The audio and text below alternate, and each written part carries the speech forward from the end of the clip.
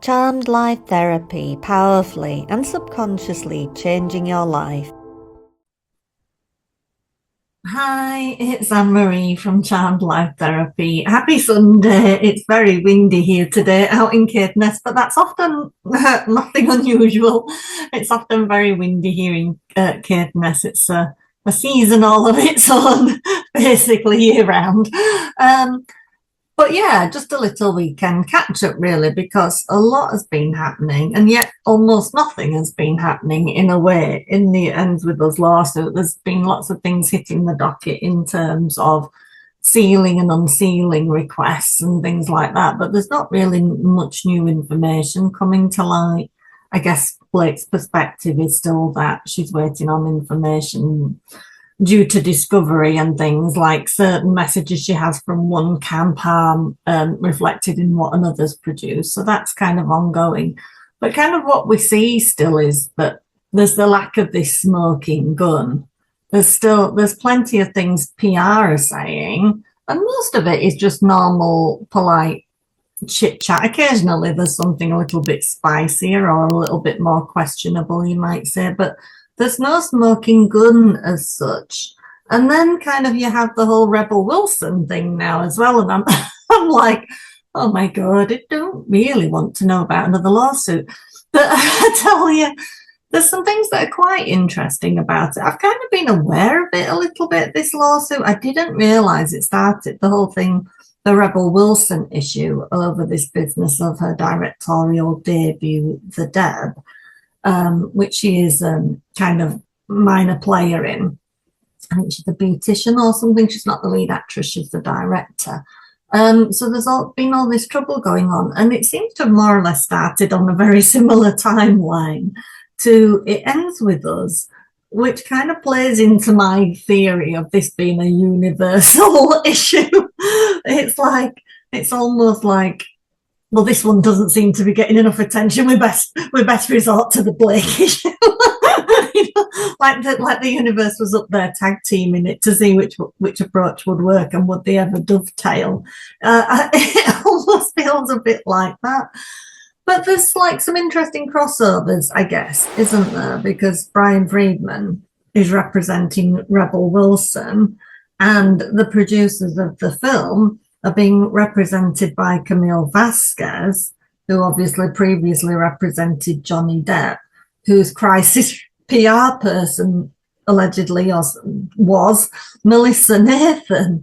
So there's like a whole load of crossovers going on. So Camille Vasquez, in essence, is fighting against teams that she was presumably in the past in support of, or not in league with, that's the wrong thing, but was working as part of a collective entity on the Johnny Depp thing. Now she's kind of has to work against Melissa Nathan. So there's a lot of interesting things, like a lot of interesting subtext going on, I guess you could say. But I guess, like, off the top of my head, I have no recollection of Brian Friedman coming out and saying much in support of Rebel Wilson. Now, that's quite interesting, really, isn't it? Because he had the opportunity, if the cases are like on a similar time span, starting July, August 2024, it's like he seemed very happy to come out and talk about Justin, didn't he? I'm not aware that he's come out and said very much about Rebel in public, because I think I would have seen it, given that I was checking out Brian Friedman a lot from the moment he came on the scene, basically. So that's very interesting in itself, because one of the things kind of I feel about all of this in covering it is, like, I think we feel like we know Jen Abel a little bit more than we do Melissa Nathan. Melissa Nathan still seems like more of an unknown quantity, I think. And I think many of us feel that not just Melissa Nathan and Jed Wallace get up to no good and do things they shouldn't possibly be doing for people, and that these things are possible. I still think that there's no such thing as untraceable. when it comes to smear campaigns or these things people do that are in crisis PR or media manipulation or whatever you want to call them. I still think it's not untraceable. It's maybe just unprovable is the difference. So do I think Melissa Nathan and Jed Wallace do these kinds of things? Like create websites that say, because this is Amanda Ghost, one of the producers, this is one of her, what she has come out and said, that I believe Rebel Wilson has arranged through Melissa Nathan or her team or this person that we know as Jed, that they've created these websites that, you know, have Amanda Ghost's name in the web address and are disparaging and the rest of it. And we have this text from Melissa Nathan that's come out in the interrogatory responses where Melissa Nathan says, so Rebel wants one of those sites, you know, and it can say, you know, anything basically from she's a madam to it's something to do with Russian oligarchs and the rest of it. And the thing is, it's really, you kind of have to be careful because that's like one text message. And, you know, we've had it before, haven't we? Right at the start of this case, that there's no context around it, really. It's just one text taken in isolation. Because we can all discuss things that somebody else has mooted. It doesn't necessarily mean that we put them into action just because we talked about it and we kind of had a laugh about it or whatever it was. So we don't know it for sure. But it is highly suspect that these websites came out not much after that said, you know, really inflammatory things about this Amanda Ghost and were slightly maybe racially tinged as well, which obviously is very unpleasant. So yeah, so so do I think Melissa and Jed are capable of these things?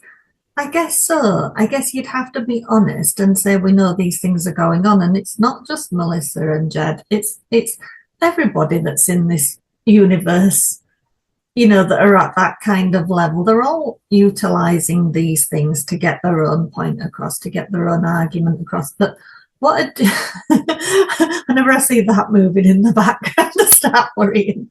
No, I don't really. I think, where is she going? What's she doing?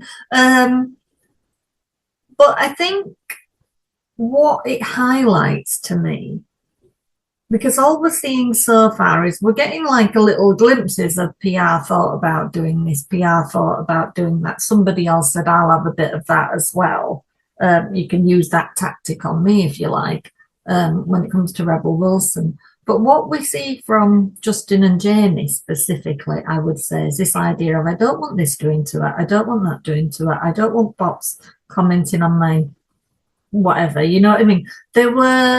I think you could say at this point, it seemed like they were actively boosting or spreading good news about Wayfarer or about the movie or even about Blake to some extent.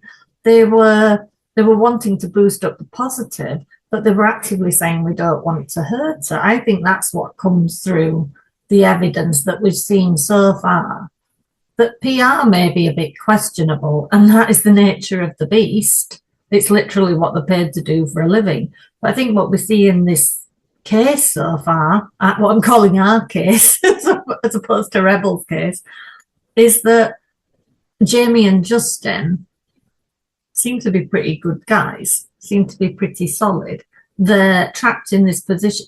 The thing is, I think Justin Baldoni, in his heart of hearts, would rather never have had to hire crisis PR. It seemed like he stalled a fair while on getting a lawyer, if you like, because if you remember, there was that Melissa message, was it between Melissa and Jen, when they were saying, time to lawyer up now, get, you know, because they'd said it kind of a couple of times, Brian Friedman's ready to go and blah, blah, blah, and this and that. But it seemed like there was a bit of hesitation to my mind. Looking at things in hindsight, I think you could say, I don't really believe that Justin and Jamie wanted to go down this route. And even the point of view of what they paid Jed was like the minimal amount. It wasn't like the high-end quote. So they literally, to my mind, I see that, just my perspective, as wanting to do as little as possible in order to just deflect whatever may or may not be coming to kind of ensure the movie's success, ensure the leading lady wasn't seen in a horrific way whereby people just didn't want to go to the movie and see her, which, you know, might be the last time that happens for Blake. But you know what I mean? I think it's interesting, this Rebel Wilson case, when you look at it against the Baldoni case and the players involved. Rebel Wilson has never appealed to me. I must admit, I find her like a Ryan character. She's like a one-trick pony. And I always think, and it's a bit of a judgment, isn't it? You were all guilty of making judgments. But I've always felt like those people that use humor in a mean way, that's basically what they are, really. And I've always kind of felt that about Ryan. It's in and like kind of that was what I was going to talk a little bit about too, was because obviously we're seeing Ryan seems a little bit more showing up in isolation now, just as himself. And I kind of think what we're seeing kind of points out how essential them as a brand were, Blake and Ryan together, and what we all believe this relationship to be, this little bouncing off each other and tweeting cheeky things at each other and the rest of it. Now you're starting to see him in isolation a bit more. And it's not about what the two of them look together as a couple and, you know, the posing and the rest of it. It kind of gives you room to kind of examine them more closely, I guess. And the thing is, to me, my feeling is if he is in this process of slowly divorcing himself from Blake and separating up the image and all the rest of it, I think it kind of says a lot about him that he would do it in the middle of this crisis. My current thoughts right now is, and it's just a thought, just mooting it, but it's like, so early days, did she lie to him and say something happened on that set? And he was going to do XYZ about it. That might be more of a normal male reaction to hearing that about your wife. And she kind of says, blah, blah, blah, blah. No, don't go do anything about it. And maybe he said, well, how do you want to handle it? And then comes the thing about, I want to get control of this movie. I want to do X, Y, and Z. He's not running that set properly. I think it should look like this. I need some of your friends to come in and help me sort this movie out. And the thing of, well, I feel like maybe, well, he still needs his revenge, doesn't he? His payback. So is that then the Deadpool and Wolverine element of it? So was he on this like crusade of sorts, whereby he bought a bunch of his wife's lies, didn't do any due diligence about the people involved, Jamie and Justin and, you know, the actor friend who just seemingly wanted to be hired so he could get his head between Blake Lively's legs and all the rest of it. Did he just buy a bunch of his wife's lies? And then she freaked out because maybe he was going to do something more normal about it, like going to the agent, going to the company, whatever it was. But she was more, and this is just mooting. It's just theorizing. It's just ideas about, because I think that's been our thing all along, is trying to figure out the why of it. Has, you know, the timeline and who said what to who and how did it snowball like this. And I just wonder now at this point, and it's just based off the fact of he does seem to be separating himself from Blake and easing into, you know, because she could have gone with him to that John Candy Film Festival, the Toronto Film Festival, couldn't she, if she'd have wanted to, I imagine. So is it just that he bought a bunch of nonsense about stuff that had happened on that set? She didn't want to do how he thought it should be maybe tackled, maybe officially and properly or confrontationally or whatever it was. She went, no, I want to do this instead. I need this, I need that. You know, that's how I perceive an adequate form of punishment is we take this movie off him because I don't think he's doing a good job anyway. Everybody's uncomfortable on set, are being fat shamed and all the rest of it. So it went that route instead, but maybe it was based off Ryan believing his wife. I mean, that's kind of partly why Justin's case got dismissed, wasn't it? Because this idea that Ryan can say anything about Justin Baldoni, because what's to say he didn't just believe what his wife said? And is it coming back to that in a way? And now he's kind of butthurt because she's got him into all of this and all of the expense and all of the reputation damage and the damage to the businesses. And he's rapidly aging before our eyes as well, isn't it, poor Ryan?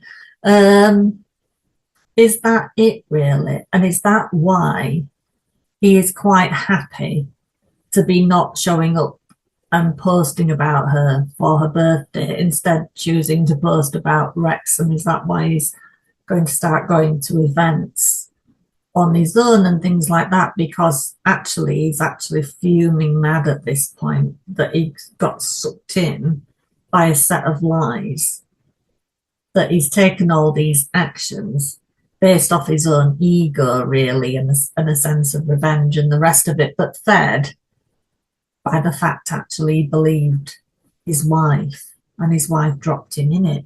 Because that's the only explanation to me, because if they were truly in it together and they still believed each other's narratives and believed that they'd both done the right thing and all of that, why wouldn't they be still doing the usual things they usually expected to be doing together, like showing up together, like posting for her birthday and such as that?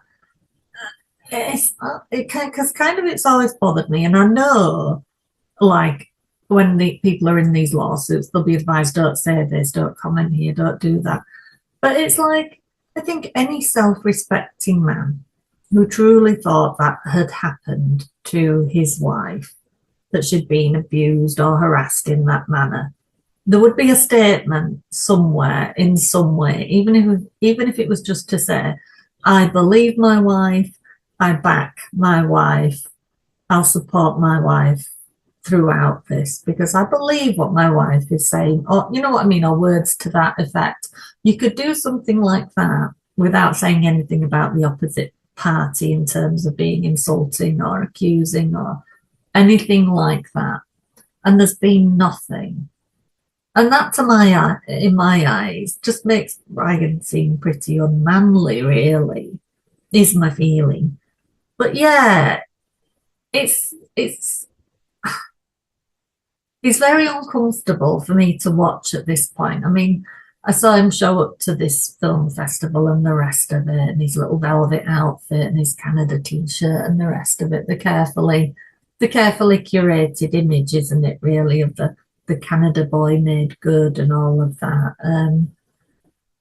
I don't know who's advising the guy at this point, but he needs to get rid of the bouffant hairdo for starters, doesn't it? I mean, for starters, he looks better when it's just really, really short and close cropped to his head. And like he could pull it forward, like sweep it forward a bit so it's concealing his head. Because right now, I don't know, I think everybody feels the same way. He's kind of making himself look a bit deranged in the facial expressions he's pulling and all the rest of it. It's like he's struggling to maintain a veneer and something is showing underneath. And that could be me reading too much in it, but I just look at him now and just think, you're making yourself really uncomfortable to look at.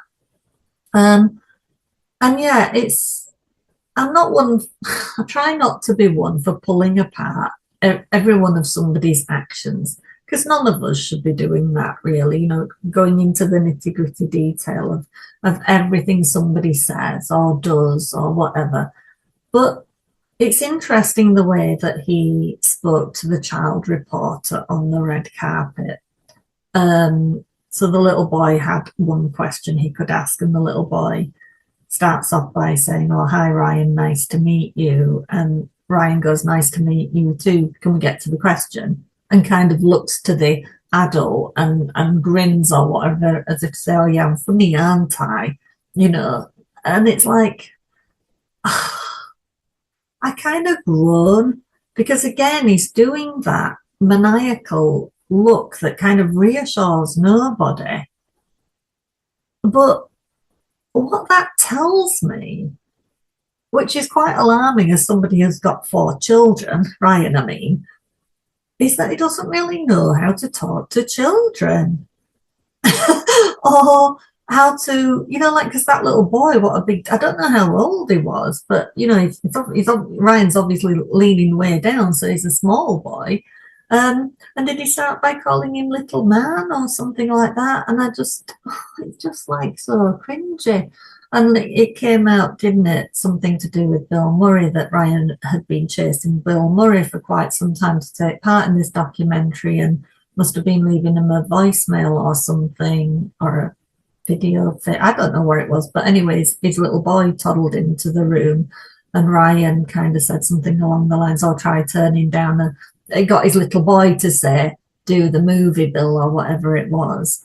And he says, well, try turning down a little 2-year-old or whatever else. And it's like, the man doesn't understand about not using his children to get what he wants, about coercing his children into doing things they possibly shouldn't be doing. I mean, you could say that's nothing with this 2-year-old, but I think the tone it came across was actually that he was quite angry at this idea of not being able to get hold of Bill Murray.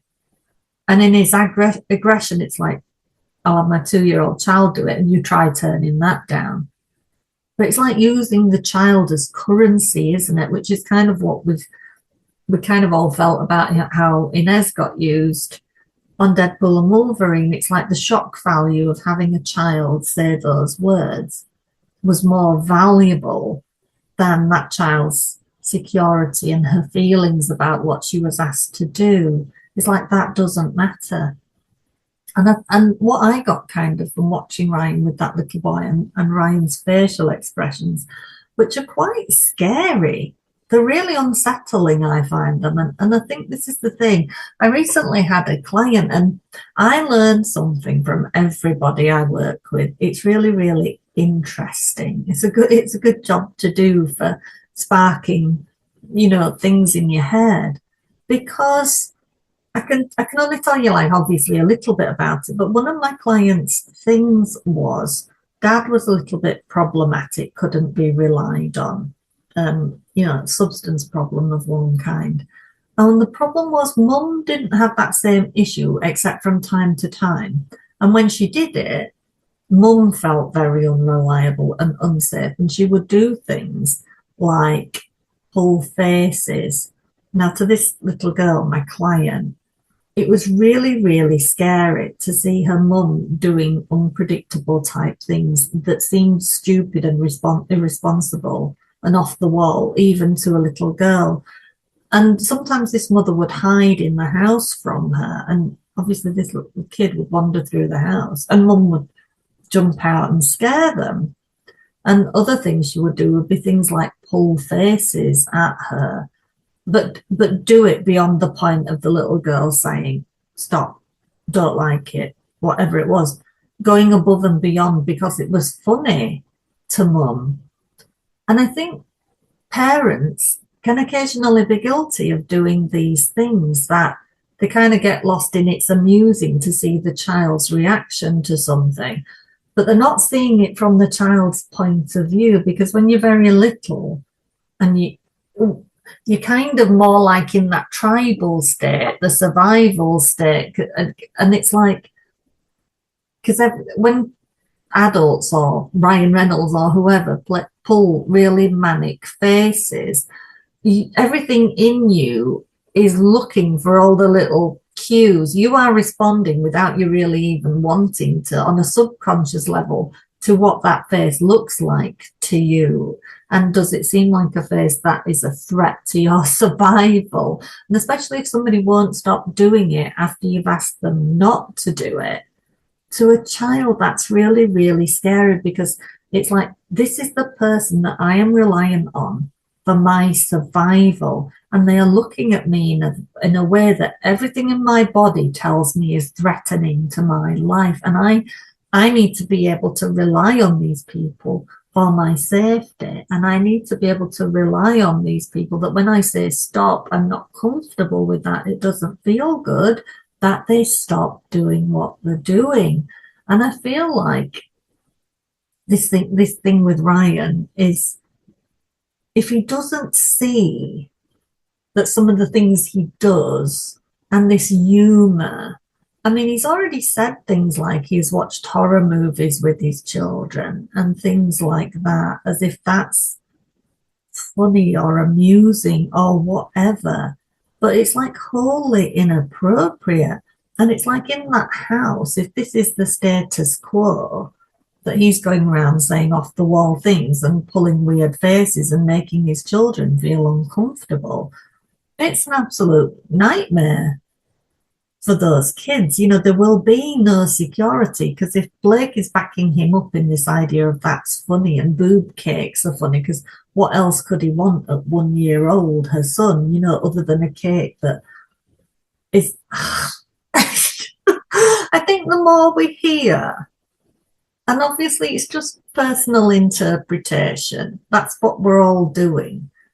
But I think the more you hear, the more unsettling it all feels.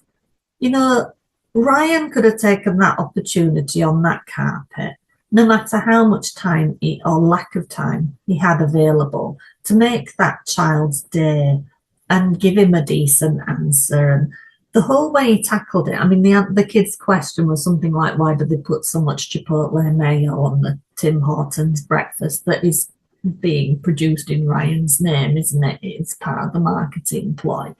And it's like, oh, I don't know, it's nothing to do with me, but I'll send a sternly worded letter to the chef and I'll say it's in your name. But all of it is done in quite a menacing way. And the guy doesn't seem to get that. It's very uncomfortable and very unsettling. And this guy has 4 children and possibly hasn't learned that children kind of, I feel like those children will be in that house feeling really insecure, because the two, I mean, not just the fact that all of this is going on and the atmosphere in the house must be horrific, but they're like ping-ponging between these two people who are quite cavalier in terms of emotional support and being a steady presence for a child.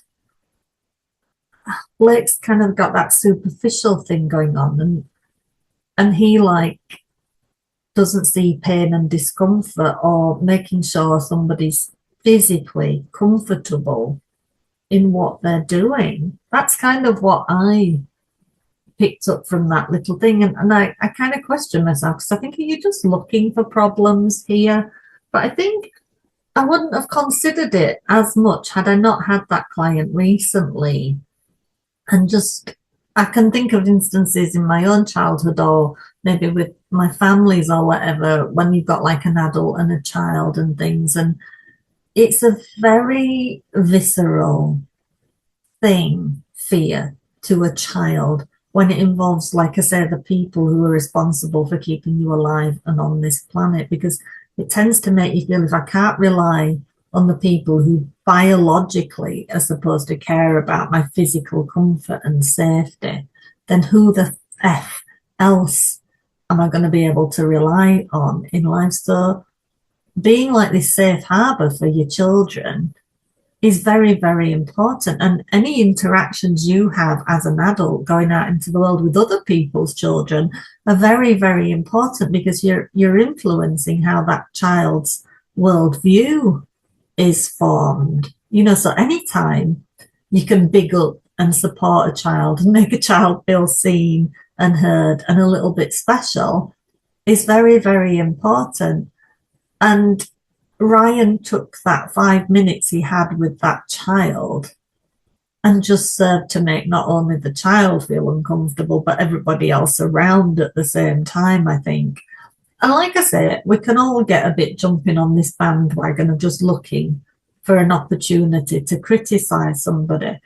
But I find it interesting that in these times, when he knows the spotlight is on him and all of that, that even with all that in mind, he cannot make a better job of that 5 minute snapshot, that 5 minute window. Is it just that we're just seeing through the facade more clearly now?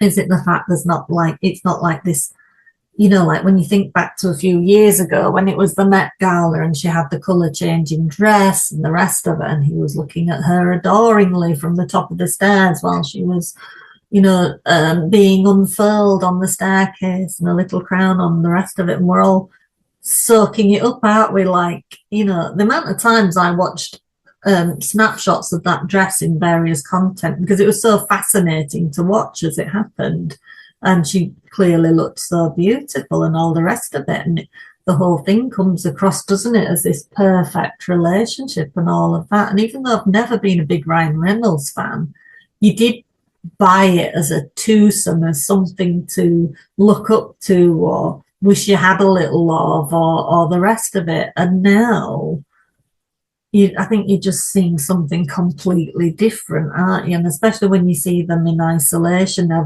Blake showed up for something the other day. I don't know where it was, but she was in some green outfit. And I thought she looked most uncomfortable, and also thought she looked a little bit unsteady on her feet, but that might have been nerves too. And basically, I think journalists were just shouting for her attention. I think they were shouting fit or something. It must be when they want a photograph of the outfit, they call something out like fit shot or something like that. I assume that's what it was. They were just shouting she was fit at her. I don't think it was that, but I just thought she looked most uncomfortable and insecure and all the rest of it. And I think that's the thing. If Blake and Ryan were on a sturdy footing right now, I think he would, and they believed in each other's rhetoric and story and all of the rest of it, and they were really in it together, they would not be separate, is my feeling. He wouldn't be allowing her to go out feeling vulnerable, I don't think, and unsupported, and vice versa. I think we would be seeing them in it together, wouldn't we, really? So that was kind of just mainly my thoughts for the week. And there was a very interesting quote I got reminded of the other day. Where is it? And it kind of reminded me of Ryan. And it's a Confucius quote. And it's basically, the superior man understands what is right. The inferior man understands what will sell. And that's kind of interesting, isn't it? So it's basically saying the superior man is guided by a strong moral compass, while the inferior person prioritizes financial gain and popularity over ethical considerations. And I think with Ryan now, and possibly why he's looking older and strained and all the rest of it, is that it's not even clear at this point that he understands what will sell either, because this carefully crafted, honed humour and style of being, and of not answering a straight question, or of not taking anything seriously, or about making everything toilet humour, it's suddenly looking like it's not selling anymore, that we're not buying it, and that will be a difficult place for him to be, narcissist or not. It's he will be going through a very, very challenging time, I imagine. So yeah, other than that, I guess we just have to see what happens with these cases now. I'm still more focused on the ends with us side of things, because obviously it's like, it's funny, isn't it? If I spent a lot of time with Justin, I'm sure there would be aspects of him that annoyed me because I find him too goody-goody or slightly too woo-woo. But I think what you would feel with Justin is safe and protected and seen and appreciated. There would be things about him that kind of maybe think, oh, that were a bit too much, that, something like that. But you wouldn't feel unsafe with him. I do not think for a moment I would feel safe with Ryan Reynolds. I think that's the difference. But yeah, Rebel Wilson, I just think does not come off as a very nice person entirely. But it's very, very interesting, isn't it? Because both cases involve somebody trying to bring anti-SLAPP into it, trying to bring accusations of SH into it. And both actually women have tried to, Rebel Wilson's is like it happened to the lead actress on the set, these allegations of SH. Blake is trying to claim credit for other women feeling like they were SH'd on set or uncomfortable on set, as the claim is, and all the rest of it. So the parallels are very, very interesting, and the fact that it's the same players, and the fact also that people don't seem to worry about interchanging. Like it's like if Camille Vasquez worked with Melissa Nathan during that Johnny Depp period, she has no problem at this point in time going against Melissa Nathan and being in combat with her and the rest of it. These people like are interchangeable, and it's like, I do think it's that universal thing of the universe saying, have you seen all this nonsense you do to each other? And like you'll bend whichever way the wind goes or whoever's paying, and it's all a game to you all, and you don't care who says what about who or who gets hurt, or it's all about power and money and winning. And I think that's what's interesting about it all. And it's like, it just does feel a bit like the universe saying, right, we might need a backup plan, we might need a plan B. We think Baldoni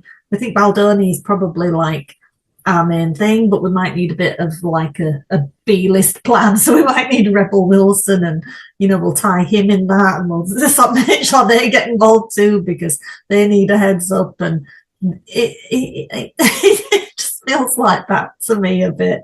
I don't know how it feels to you. So I'd really rather not have to look into another law case. I did have a quick look to see if I could find the details of it, but again, it's this idea of, it's like suing and counter-suing, and there's a UK production company involved. And it's that thing of Rebel Wilson seemed to have wanted control in similar ways to what Blake wanted. She wanted a sole writing credit, and I think she wanted to control something to do with the music, and obviously she's been stalling the distribution rights and things like that. So she's been controlling the money element. She's been threatening to damage the movie, much as Blake did when she was threatening not to promote it and things like that. And it's very, very interesting, isn't it? But let me know your thoughts on this Sunday. But thank you for watching and staying to the end. It's a very interesting time, I think, really, isn't it?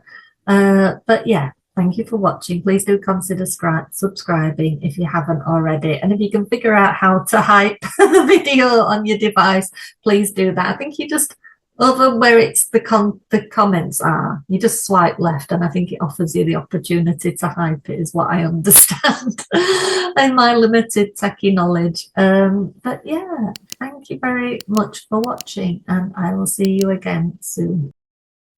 Drop a like and subscribe, and please check out the description box. There's often free resources there.